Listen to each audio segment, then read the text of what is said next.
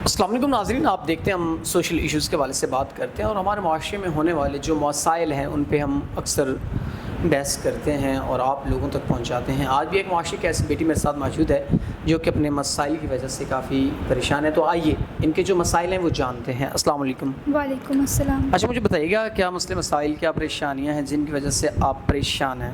ہم دو بہنیں ہیں، دونوں گھر میں اکیلی رہتی ہیں۔ ہمارا سہارا ہمارے ساتھ کوئی بھی نہیں ہے۔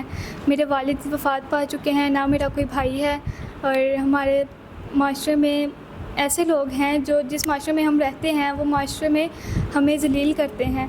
اب ہمارے گھر میں کمانے والا کوئی نہیں ہے، تو ہم دونوں بہنیں ٹیچر کی نوکری کرتی ہیں، اسکول میں بچوں کو پڑھاتی ہیں، اپنا پیٹ پالتی ہیں۔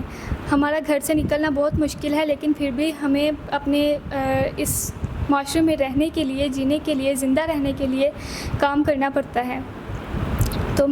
تو اب آپ کیسے اپنے معاملات زندگی کو مزید آگے چلا پائیں گی؟ بڑے ٹف حالات سے آپ گزرے ہیں دونوں بہنیں، تو اگر کوئی ایسا انسان جو آپ کے معاملات زندگی، ضروریات زندگی اور آپ کو محافظ بنتا ہے، تو کیا آپ نکاح کے لیے تیار ہیں؟ جی، میں بس یہی چاہتی ہوں کہ کوئی میری بہن سے شادی کرے، مجھ سے شادی کرے، ہمارا محافظ بنے، ہمیں اس معاشرے کے ایسے لوگوں سے بچائے جو کہ ہمیں طرح طرح کی باتیں کرتے ہیں، اور ہمیں عزت دے، ہمیں اپنے ساتھ عزت سے رخصت کر کے لے کے جائے۔